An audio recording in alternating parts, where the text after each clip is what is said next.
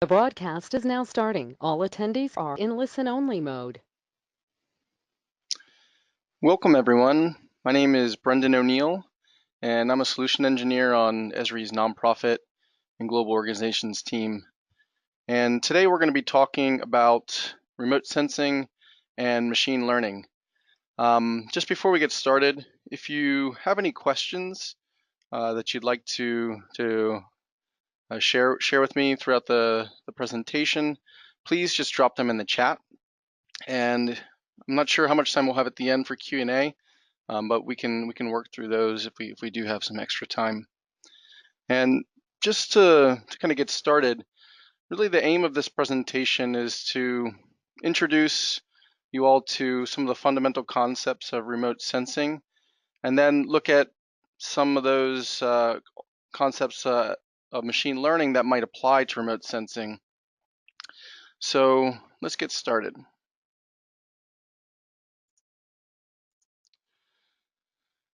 Now, the whole reason why we kind of put this program together is because those of us in the conservation, development, and humanitarian aid space are really faced with some of the most complicated problems in the world. And the programs that we run address large communities, and they across vast geographies. And on top of all this, we're really challenged to do more with less. I think that's true for all of us. So in order to kind of keep up with the pace of these problems and to make headway into addressing them, we really need to look to other technologies outside of perhaps the traditional ones that we've implemented for the monitoring and evaluation space. One of the tools that I think is very promising for monitoring evaluation is that of remote sensing. And just to level set, remote sensing is really the methodology of measuring energy that's either been emitted or reflected from the Earth's surface. So we have kind of two different types of remote sensing. One is passive remote sensing, where really we're just absorbing or we're measuring energy that's reflected by the Earth from the sun, or that's naturally emitted from those physical features on the Earth. The other is active remote sensing. You can think of things like LiDAR or radar for those sensor types. And what's really important in remote sensing is this idea that energy that's either reflected or emitted is reflected or emitted across this electromagnetic spectrum. So humans were equipped with our own set of sensors, one of them being our eyes, which is focused on the section of the electromagnetic spectrum that we see visible light in. However, different objects on the Earth reflect energy at different frequencies. Some of them we're unable to detect with our ears or eyes or our touch. And this is a really important concept because it allows us to actually measure things that we might not actually be able to see with our native eyes.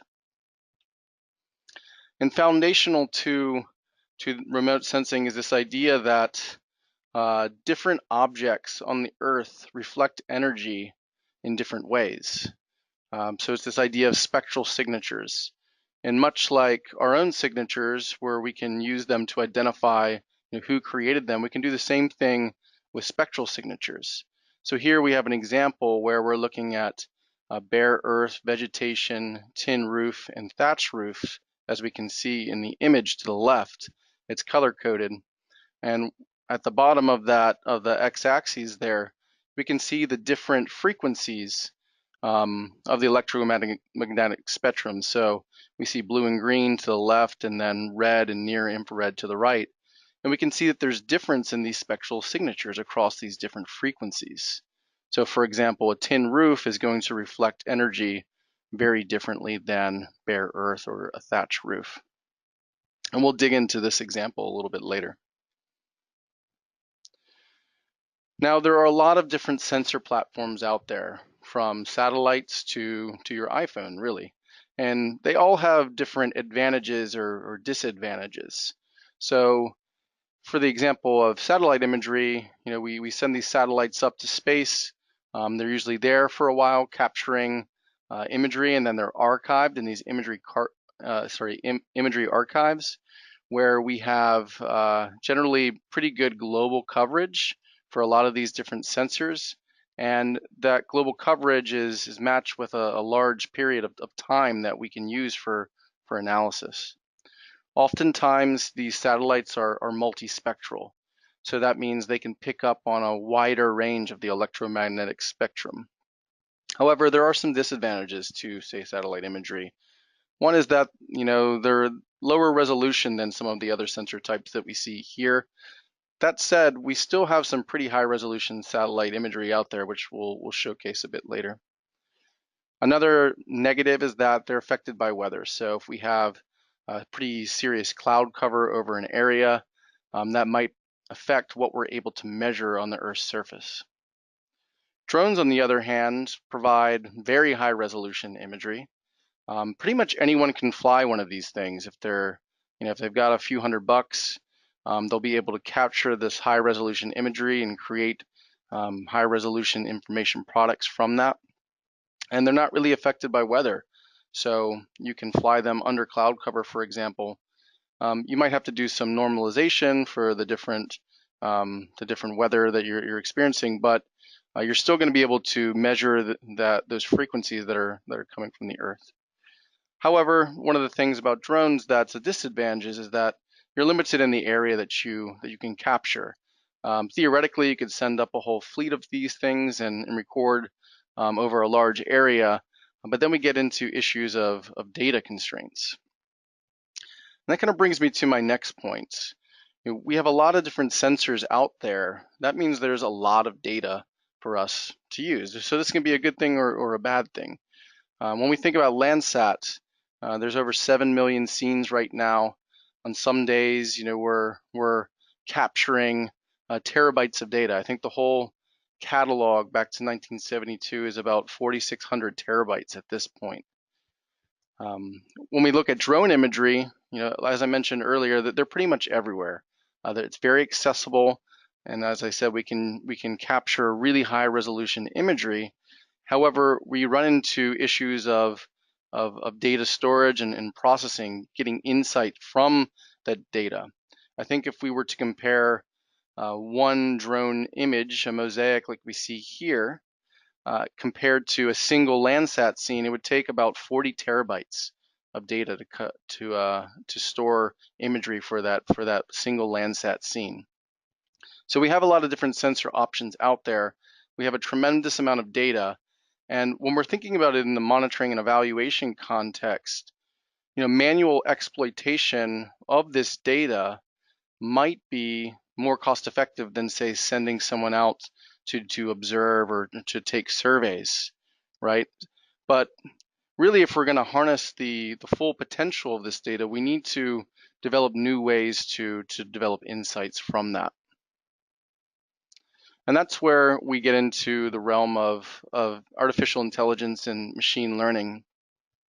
And specifically, when we're talking about remote sensing, we're really focusing in on one section of artificial intelligence, that's of perception, and specifically machine learning.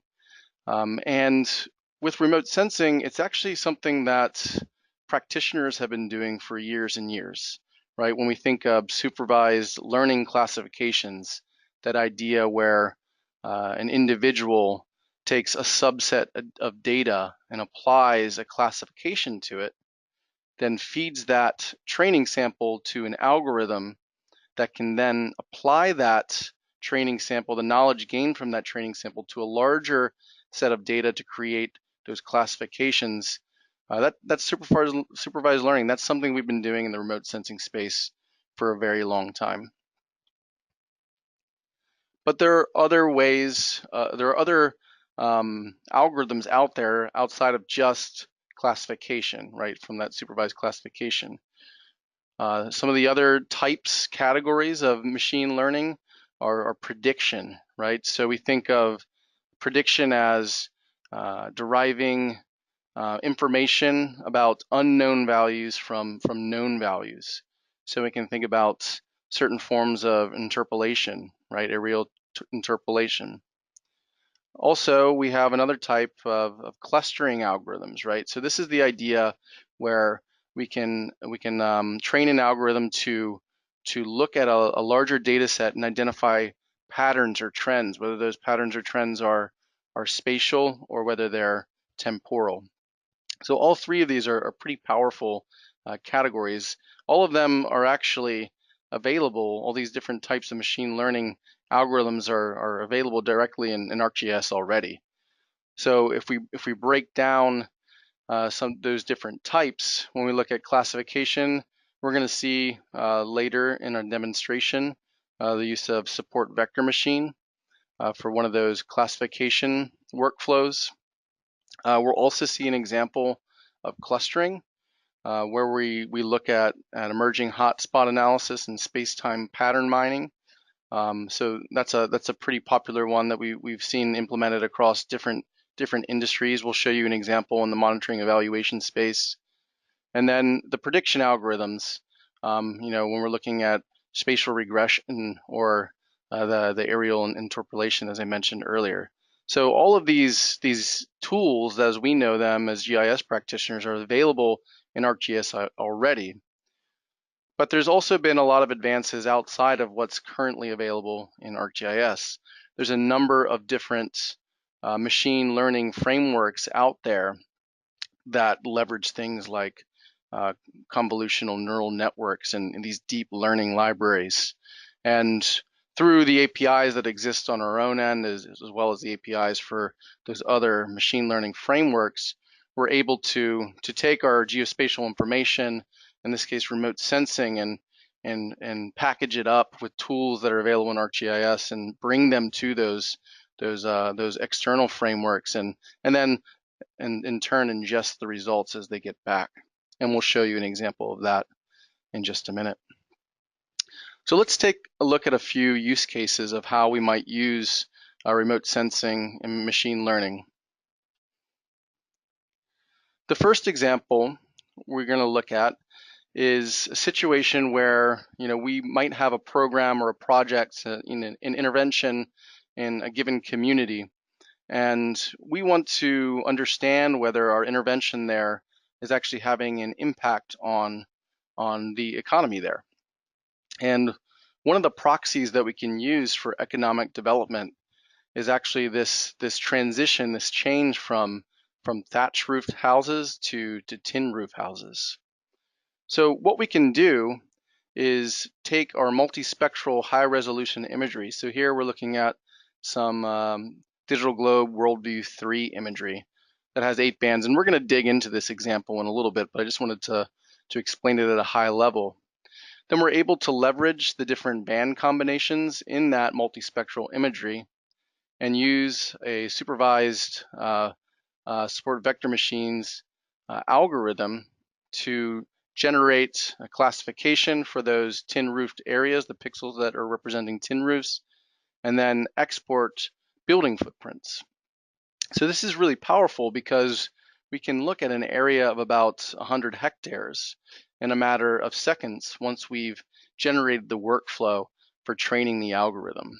So it's really powerful in that we can cover large areas in a very little amount of time, and we get pretty accurate representation of that indicator of thatch roof to tin roof.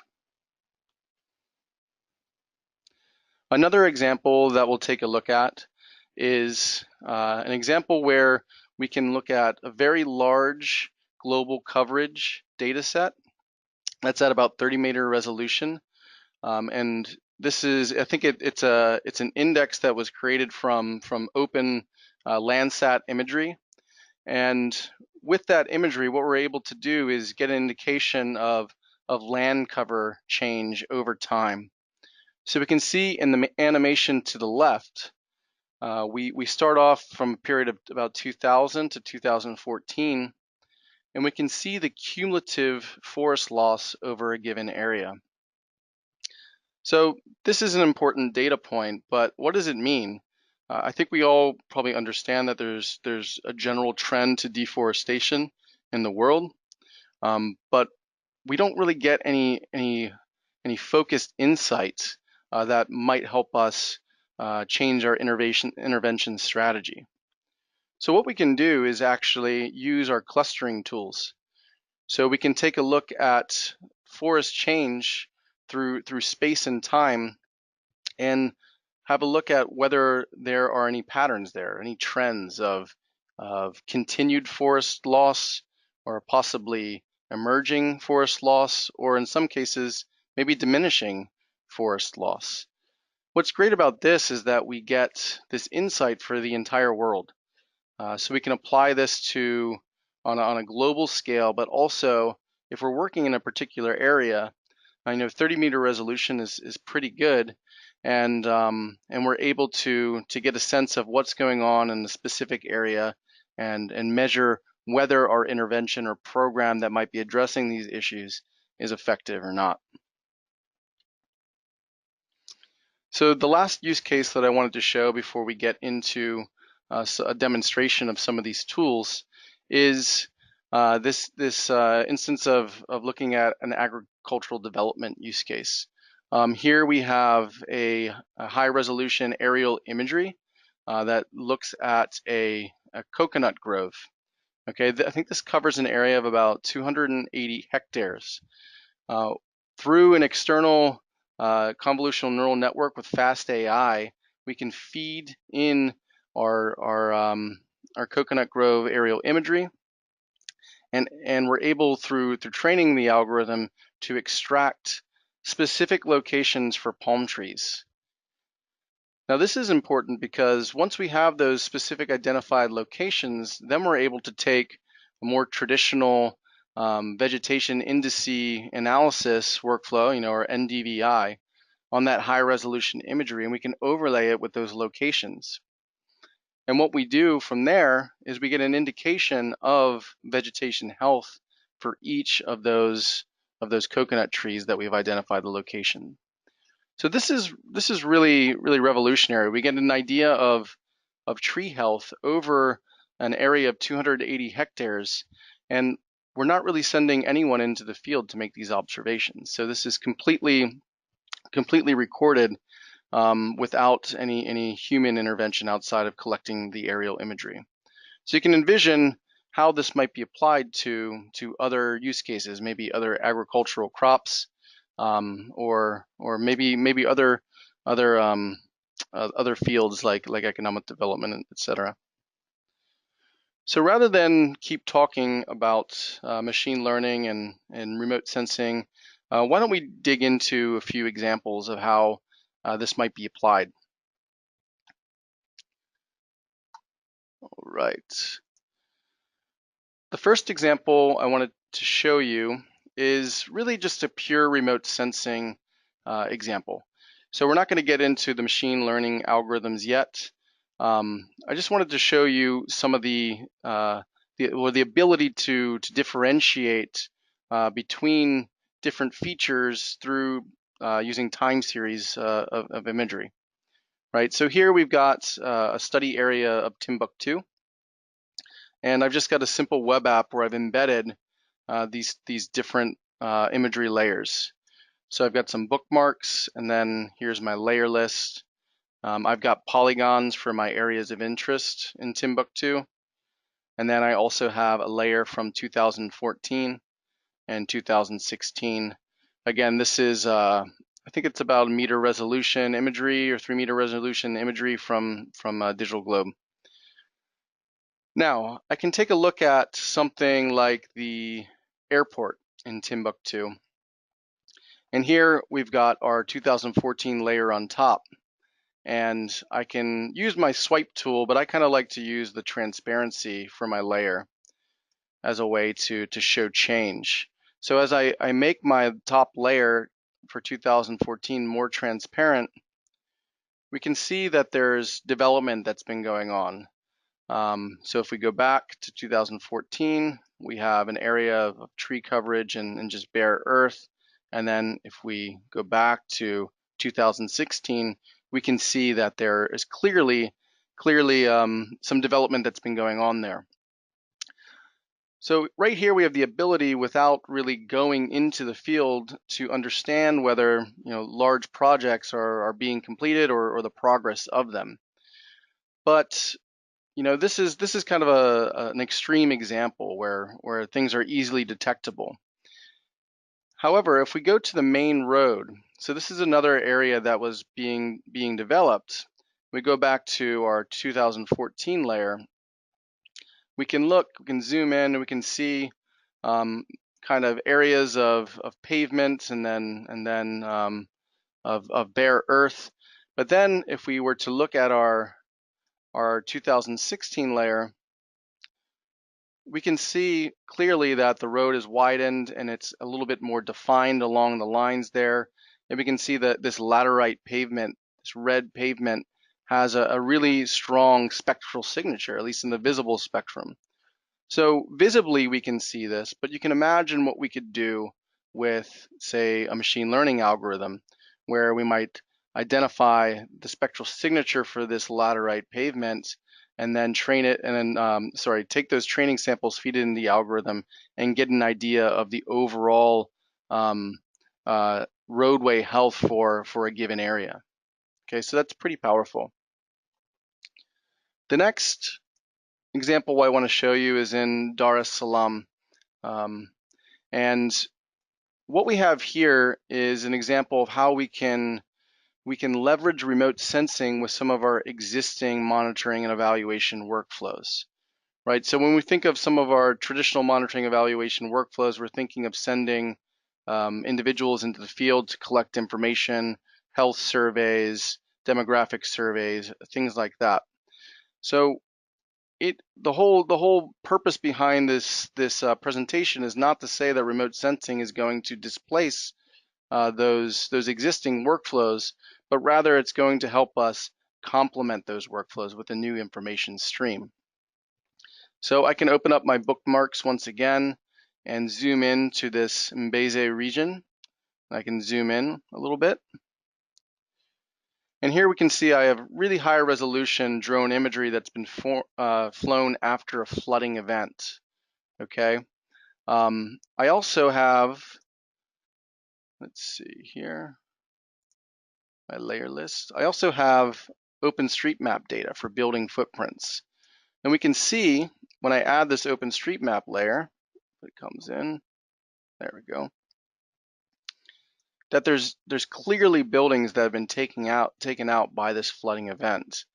And if I were to turn off my drone imagery layer, we can confirm from the imagery base map that we have in ArcGIS Online that there were indeed buildings there before.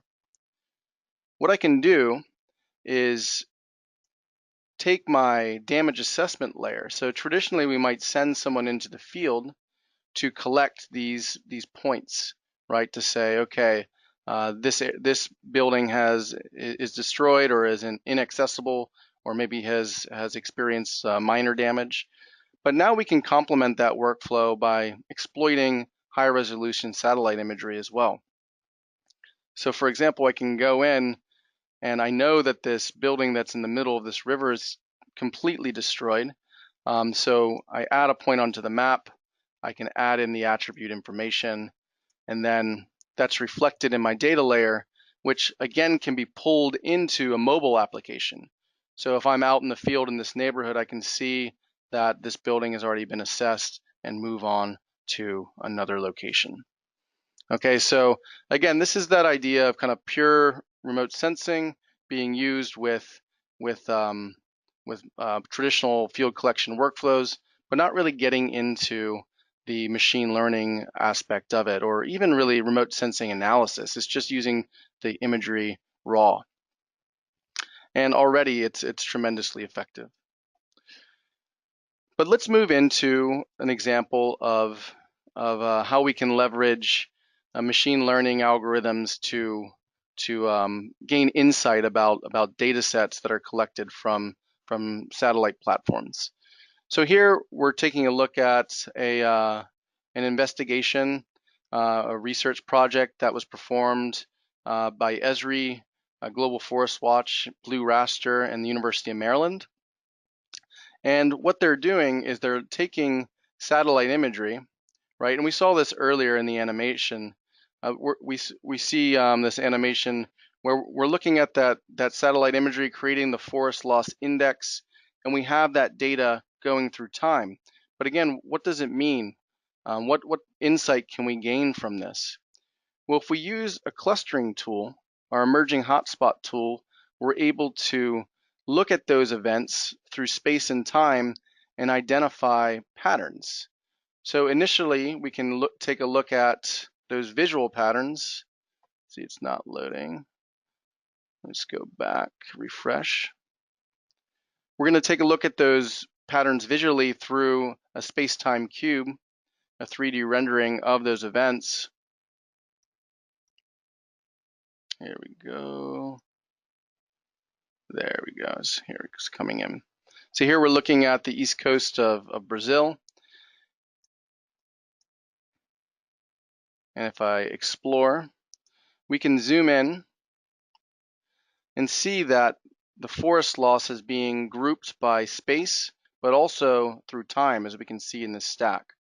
And certain areas experience persistent forest loss over time, while others might be experiencing diminishing forest loss.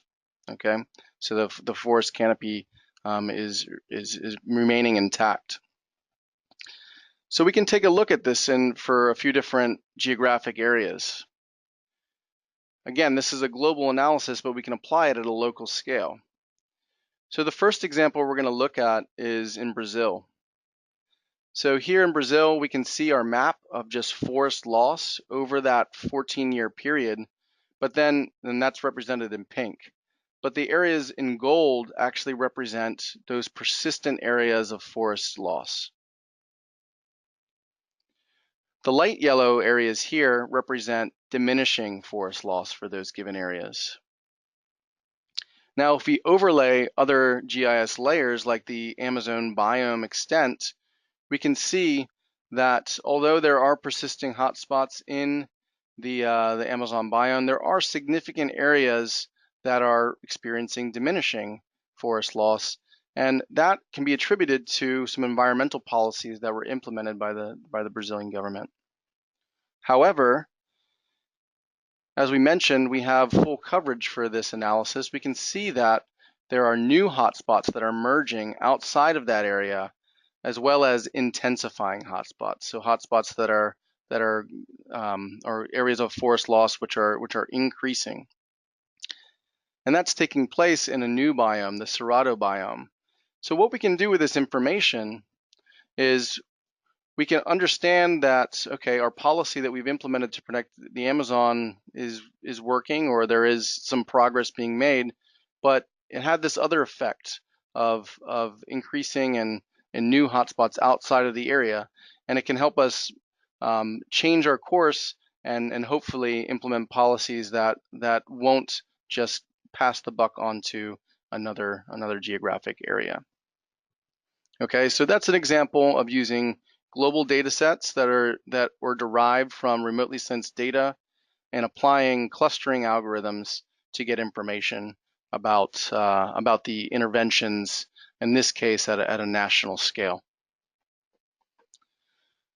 Okay, so let's transfer into how we might do some of these analyses, right? So we've seen examples right now of just looking at or exploiting remotely sensed imagery, whether it's satellite imagery or drone imagery in the case of Dar es Salaam.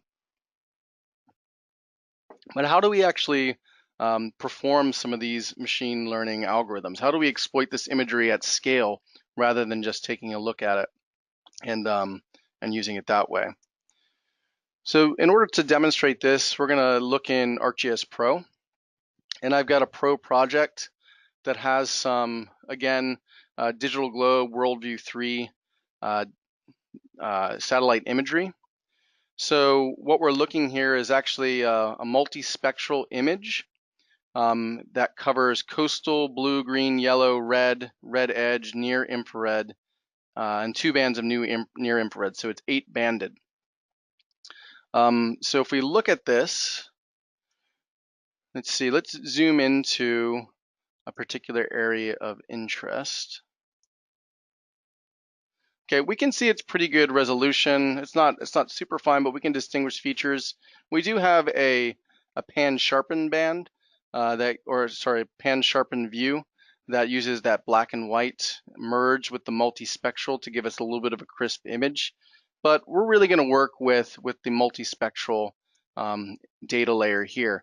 We can always go back to the pan sharpened image if we want to say trace objects for spectral profiles and things like that. I just want to show you how you can use this multispectral image to get a bit of information. So what we can do is use some of the charting tools that are available. By right-clicking the data layer and selecting Create Chart, I can easily make these histograms. So this is going to give us a distribution of the different pixel values for a given band across the entire image, right? So for my first histogram, I want to take a look at my second band. Okay, so my second band represents blue. And here we can see that it's pretty narrow, the distribution. We can see that when we get to about 2000, so 2000 as a value that's being reflected, we see a really long tail. So there's not a lot of pixels that are reflecting at that level. So if we add another histogram for a different band, let's take a look at the third band.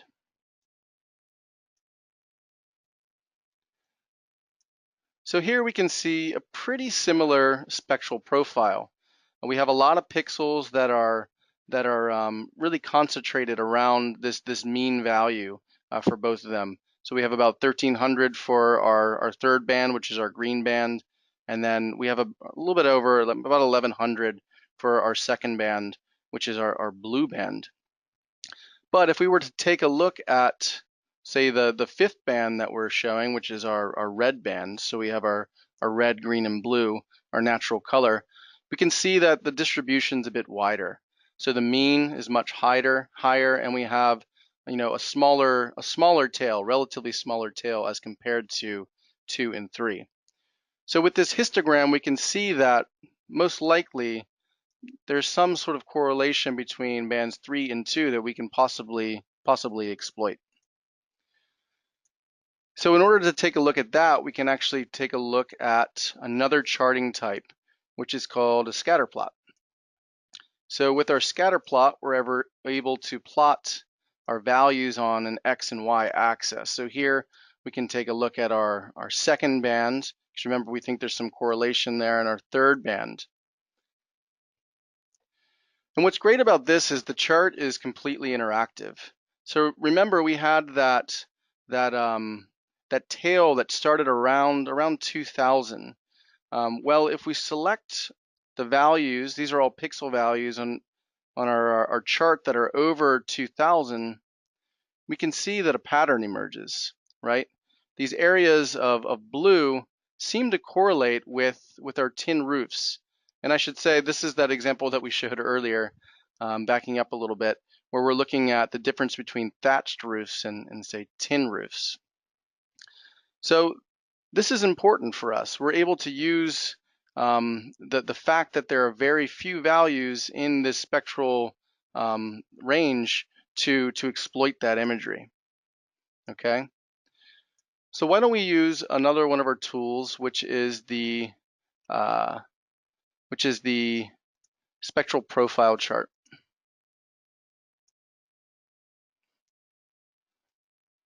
And in order to use the spectral profile chart, we need to generate some areas of interest that will return average values over that spectral range. So if we take a look at our image here, let's focus maybe on vegetation and this tin roof. We can define our area interest by just drawing on the image. And we can change the way that that's visualized in our profile. And then we can define other areas of interest. And this allows us to take a look at those spectral profiles. So here we've got our vegetation profile 1 and our tin roof. We can see that there's a very different profile. So I've got one of these already baked up. So let's take a look at that. So here, this is that same spectral profile, spectral signature graph that we had seen earlier in our slide presentation. So the different colors correspond to the different areas on the map. So we have our tin roof, our metal roof that's coming here on the blue line. And we have vegetation represented in green, and then thatched roof and bare earth represented here in brown. I think the important thing to take away from this this graph of the spectral signatures is the areas where they're different, right? So we can see in band 2, for example, we have a pretty big difference between our tin roof, our bare earth, our thatch roof, and our vegetation. Something happens similarly at band 5, where vegetation, our thatch roof, our tin roof, and bare earth are different. And then again, we get that separation on band 8. So band 8, 5, and 2 are opportunities for us to distinguish between these different physical characteristics that we see in our image. So why don't we explore some of the band combinations to illustrate this point? Let's go back to my content pane. And if I look at my image, I'll zoom out a little bit. I can go in and manipulate the different band combinations for this image. So right now we're looking at red represented by band 5, green represented by band 2, and blue represented by green band 3 and blue band 2. But I can look at these different band combinations, and they're going to give me different representations of my data. So here I have 4, 5, and 8. If I look at my flooding band combination, 6, 7, 8. But remember, we had said that 8, 5, and 2 were really those areas that we thought that we would get some distinction between the different pixel values in our image. So I have a band combination already baked, and we can see that where our tin roofs here in yellow stand out much more, or there's a high degree of variance between the tin roofs in yellow than the vegetation in blue, and then the purple shades that represent our thatched roof and our bare earth.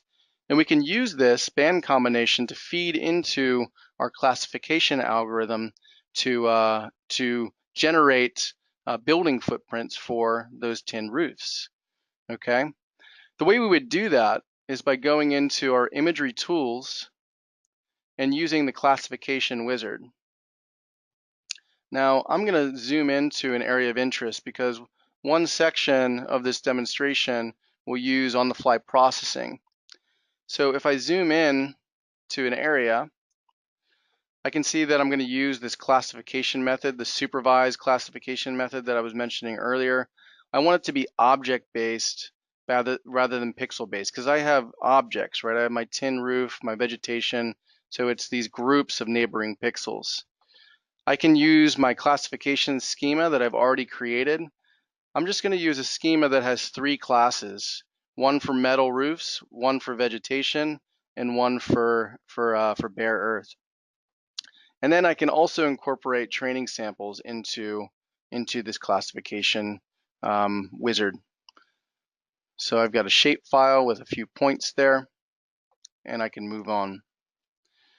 Now, the first step in performing this image classification is to segment my image into different groups, right? So there's different variables that we can select here.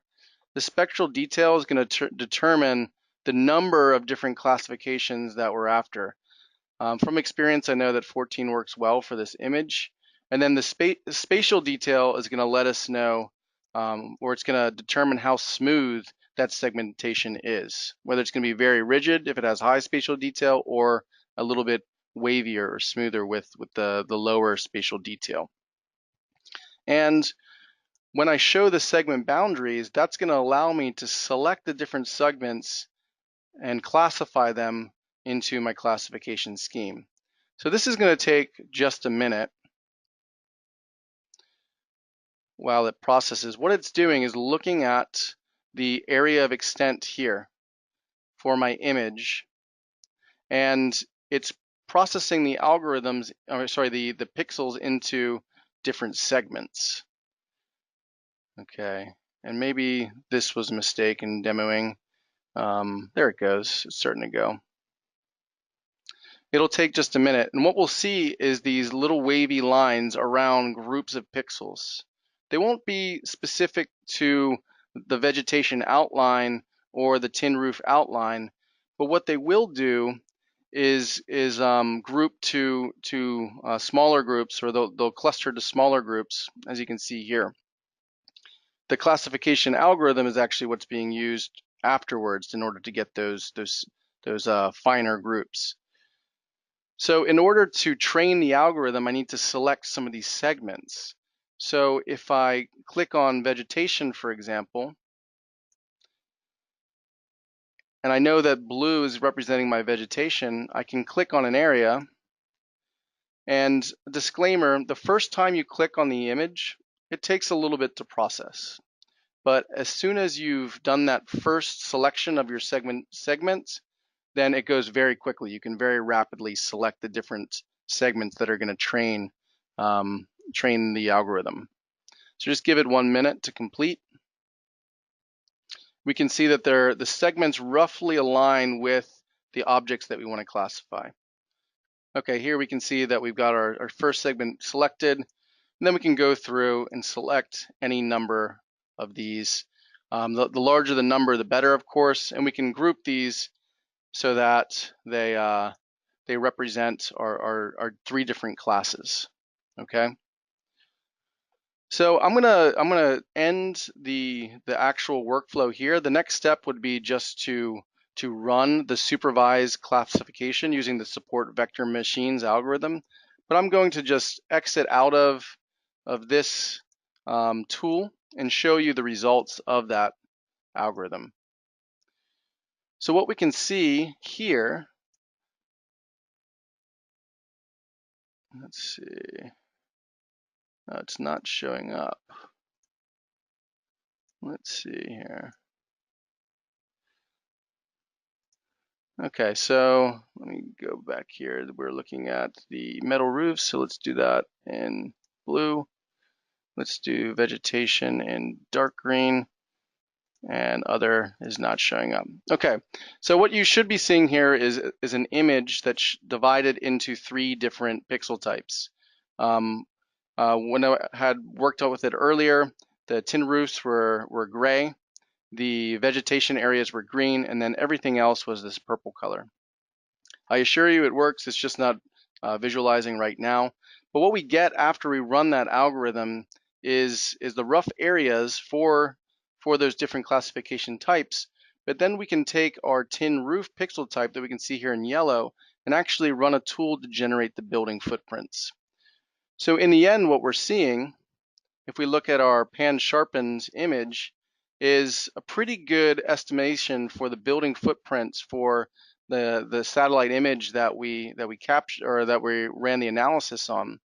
And importantly, with these building footprints, we can actually look at the attribute table and get an idea of the total area for each of those footprints. Okay, so you can envision applying this to multiple areas. We get an idea of the size of the tin roofs that are there, and then applying that algorithm or that workflow to multiple images through time, and we get a sense of change in the size of the building footprints. Okay, so that is all I really wanted to show you from a demo perspective. One thing I guess to add here is that you can also run accuracy assessments on this using random points. And I think for this particular analysis, we were right at about 93 to 94% accuracy. So that's pretty good. We're looking at over 100 hectares of area here. and we're able to identify these areas of the tin roofs. And again, that's a proxy for our economic development. Okay, so why don't we move back to some summary thoughts, and then we can hopefully get into some questions and answers if you've been populating those in the chat. So the whole point behind this webinar and the presentation is that with remote sensing and machine learning, it's applied to monitoring evaluation, we are really getting an increase in the amount of information that we're able to use. Again, I said that we're not trying to displace existing M&E techniques or methodologies. We're really looking at remote sensing and machine learning as another tool that can augment existing workflows. And we think there's a real opportunity to improve, to decrease the time to information by using some of these sensing techniques and algorithms, and hopefully can reduce the amount of resources needed in order to capture information for a given area of intervention. And ultimately, with a decrease in time and resources, better information, ultimately what we're really looking at is improved results for your programs, for your interventions. That's what the end goal is, and hopefully with some of these techniques, we can get there. All right, so let's take a look at some of the questions we have here. Okay, give me a minute. In the chat. Okay, so I have a question here about, let me go to the top of the list.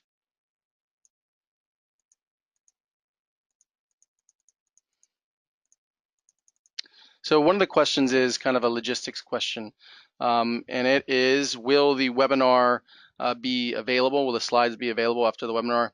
The answer is absolutely. We will both, this webinar has been recorded, so we will actually post a recording of the webinar on YouTube. So if you have any colleagues that were not able to join us, then we can certainly share out the link to that YouTube video.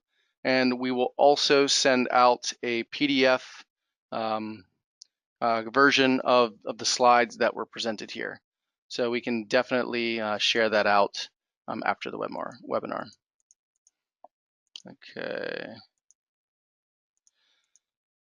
So we have some questions about imagery type, GeoTIFFs, NITF, and whether the support vector machines algorithm, whether the type of imagery impacts the support vector machine algorithms.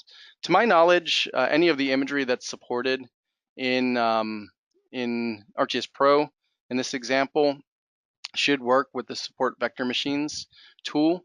I would just say to point you to the documentation for the tool. The documentation is generally very thorough and gives you a great overview of the tool and the different inputs that are valid. That said, if you have any further questions regarding the tool, there's always Esri technical support. We have specialists that are very familiar with the tool, and if you're having issues there, don't hesitate to contact me. My email is at the beginning of the slide. I probably should have put it on this slide, but it's boneil@esri.com. Okay. So there's a question about, are there any open source drone images specifically for Nepal? That's a good question. Through the ArcGIS platform, we host a number of satellite imagery catalogs. So you can get access to the entire Landsat catalog available as a service that you can use directly in ArcGIS Pro or in ArcGIS Online or ArcGIS Enterprise, any of the tools. So that's available, the whole catalog back to 72. We also had the Sentinel-2 catalog available on an 18-month rolling archive. So from any given date, when you're accessing the imagery, you have about a year and a half of the imagery prior that you can access directly as a service. And then, of course, there's the options for the kind of traditional option for downloading, extracting, and loading it into the platform. As far as aerial imagery, um, I'm not sure. I mean, we work with a number of partners that are working on programs. For example, I know with the Rohingya crisis that's going on in Cox's Bazar in Bangladesh, there are a number of different drone imagery layers that are available that you can bring into different parts of the platform. Um, but as far as a overall landing place or platform for imagery for different areas, we don't have that yet. But I think that's a great idea. I'd be very interested if there are people out there that are interested in kind of generating a community. And from a technological perspective, it's very easy to set up the hosting environment for the imagery, and we'd be happy to host it. We just need to collect it and to disseminate it. So feel free to follow up with me after, and I'd love to discuss that with you. Okay, let's see. So one question is specific to desktop.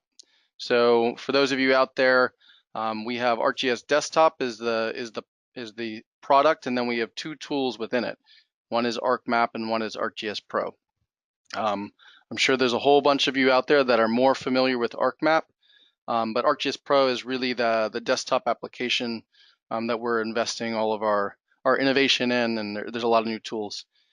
So one of the tools that is incorporated in ArcGIS Pro is that image classification wizard.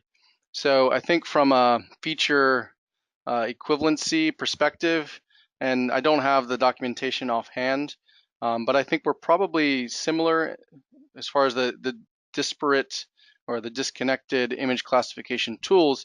But what ArcGIS Pro has is the nice workflow with the wizard that kind of steps you through the different tools that you need, whether it's the segmentation piece and then the classification piece, and then finally the accuracy assessment afterwards. So Pro kind of gives you a more streamlined workflow that connects the dots between these different tools.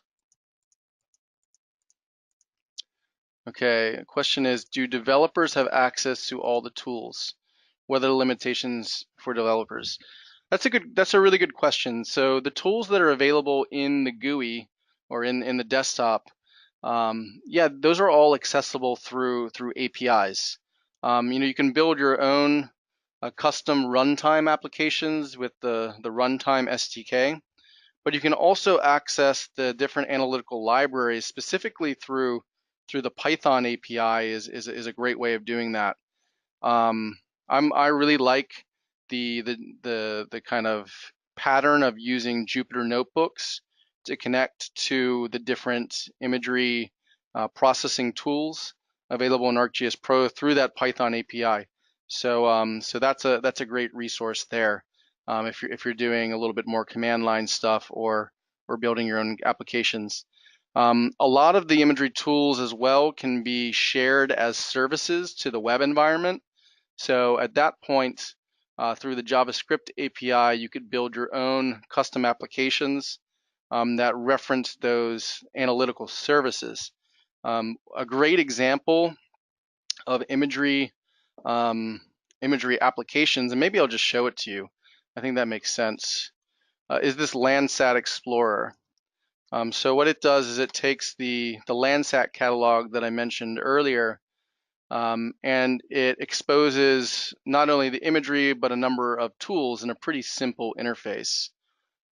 So here, for example, we can look at, we can compare different segments of time. We're looking at Redlands, California. So we can look back at scenes in history, and they load pretty quick. We can kind of grab those scenes and then we can create, so that's probably a bad scene to show, it's got some cloud cover. So we've got that selector, that's a bad scene too because it's split. We're able to we can just look at this area here. So we're looking at the two areas in time, but then we can expose tools, like for example, these change detection tools where, maybe we're looking at vegetation indice or maybe the urban index to give an indication of growth over time. So we can look at just a pure difference image where we're looking at purple as loss and green as gained. But then we can also use this difference mask, which I think is a really cool tool, where here we can adjust our mask values for negative change or positive change, and we're able to adjust the transparency on there and even take a look at our swipe tool, where we can compare the images over top of each other. So this is an example where we're taking some of those analytical tools like the masking, we're exposing them as services, and then we're wrapping an application around that allows us to interactively exploit the imagery, and it's a really nice analytical information product, I'd say. So to answer you, the SDK to build your own runtime applications, the Python API is great for kind of analytical workflows. Jupyter notebooks are great for that. And then you can also expose the imagery and analytical tools. I didn't really show you raster functions, but as raster functions, that then you can wrap different applications around.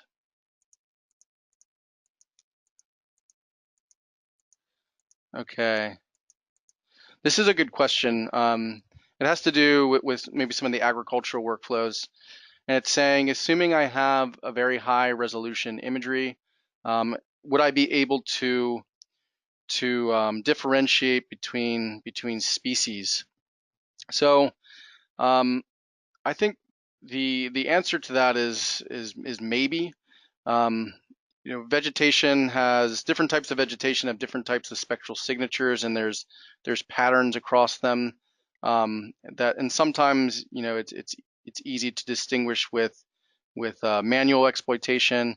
And I think probably as the machine learning algorithms evolve and get better, and we have better training data, that we probably will get to the point of good of being able to distinguish between species for say land cover analysis and things like that.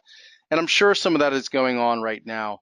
I personally haven't seen a really robust case of kind of differentiating between species. You might be able to do between like cropland and things like that and trees, but say between corn and soya, I haven't seen it. I'm not an agricultural economist with remote sensing specialty, but I think there could be challenges there. That said, one of the things that we can look at is actually using machine algorithms to look at patterns and then comparing yields and things like that, especially if we have consistent crop cover over time, and then comparing those predicted yields to actual yields, and getting an indication of intervention strategies and things like that. So I think that's definitely possible with the species differentiation. I haven't seen it, but I would encourage you to maybe look more at the academic research papers and things like that. Okay, so I think we have time for one more. Let's see, I'm looking through here. So one of the questions is, so the costs of acquiring this imagery. So as I said, some of the government-funded space programs and things like that, ESA and others, make these imagery catalogs available to the public. Others are available through commercial providers, right? Some of the higher resolution things, which incur a certain cost. However, in our space, in kind of the nonprofit global organization space, there are special licenses available for organizations that are, promoting conservation, working in humanitarian aid, etc. So I would encourage to look on look on the internet for some of those deals, some of those agreements where you might be able to have access to pretty recent imagery at either drastically reduced costs or no cost at all. So that's about all the time we have today. There's a number of different questions that are great that I was kind of flipping through, but we didn't have time to get to. I'll do my best to take a look at them and get back to you and email you with some answers. Again, if you have any questions, please reach out to me. Boneil@esri.com. BONEILL@esri.com is my email address, and you can get me at Twitter at geo_Neil. Thanks a bunch for your attention, and I'm looking forward to seeing great examples that are coming out of our user community soon.